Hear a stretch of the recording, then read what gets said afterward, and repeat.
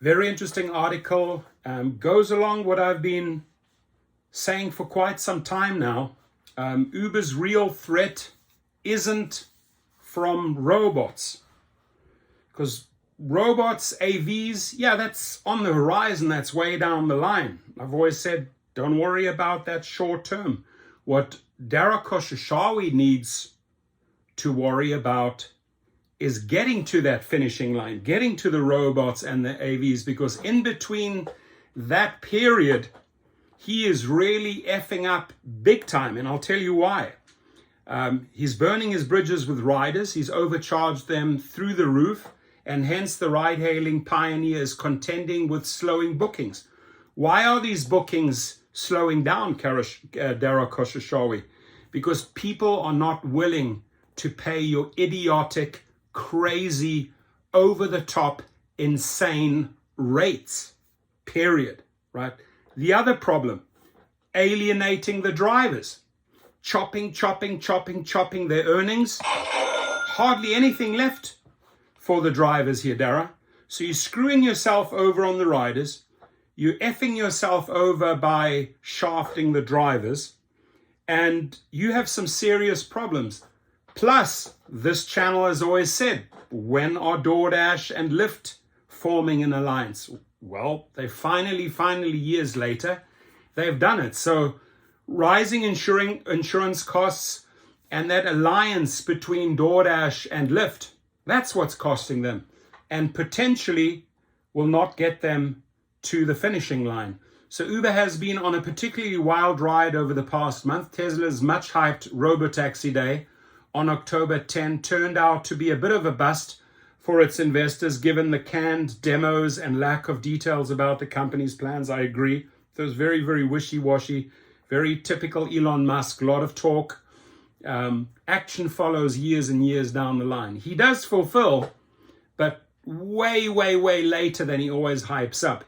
But that turned out well for Uber. Its stock had been under pressure for much of the year because of worries about the prospect of Tesla's launching a fleet of self-driving cabs and a network to run them on. The ride-hailing pioneer stock jumped nearly 11% on the day of the event. But what happened then, ladies and gentlemen? Tesla's third quarter earnings call 2 weeks later seemed to revive those fears, though, as Elon Musk said, the company plans to roll out a ride-hailing service in California and Texas next year. We shall see. Mid-October also brought a report from the Financial Times that Uber was considering an acquisition of Expedia, the online travel marketplace, valued at the time at just under 20 billion.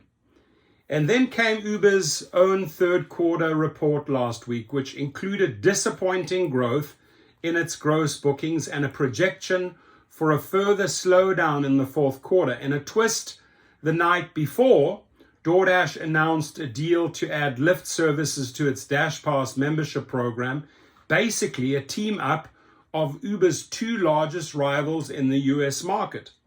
Uber stock has shed about 15% from its high point after the Tesla event, with last week's earnings report sparking the stock's single worst day in 2 years. That has put the shares back where they started a month ago, so wiped it all out.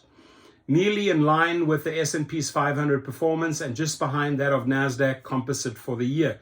The stock has badly trailed delivery rivals DoorDash and Instacart.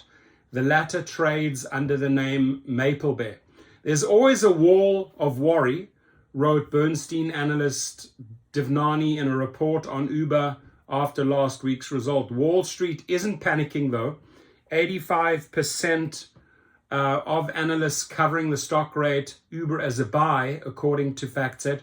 Rising insurance costs played a role in the weaker bookings as prices for Uber rides rose to compensate and sparked, in the words of Chief Executive Dara Khosrowshahi, kind of the typical elasticity from consumers who ride a bit less when prices go up.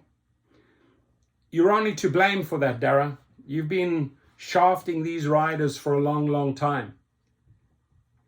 And of course, most importantly, he's been screwing over the drivers. The partnership between DoorDash and LYFT will likely make the DashPass membership program more competitive with Uber One, though analysts are mixed on the ultimate impact. Devnani of Bernstein called the deal a negative for Uber in our minds, as it creates a more competitive end market and undercuts Uber's unique content offered under Uber One. Shweta Kujari of Wolf Research doesn't see a major impact on Uber, though. If you're a Dash Pass member, you probably don't have Uber One. And the risk from Tesla's theoretical robotaxi fleet remains as it was, nothing much. A lot remains to be seen about the electric vehicle maker's ability to complete and truly deliver self-driving technology. Meanwhile, Uber's new partner Waymo keeps gaining traction. The robotaxi operator owned by Google parent Alphabet has managed to improve the wait times for its cars enough to close the gap with Uber and Lyft in San Francisco, according to a report by Evercore. Uber and Waymo will launch their first joint service in Atlanta and Austin, Texas next year. We still believe there will be multiple AV winners, including both Waymo and Uber, with Uber serving as the leading demand aggregator for AVs, wrote Evercore analyst Mark Mahaney. Referring to autonomous vehicles, Uber is now trading at less than 33 times forward earnings, a record low multiple that is a fraction of what Tesla now commands, according to FactSet. The smart autonomous car trade might not be investing in the companies that make them. So we shall see. I do believe a lot can be done towards the treatment of drivers and riders. Dara Koshashawi, it's time to step up for your gig workers.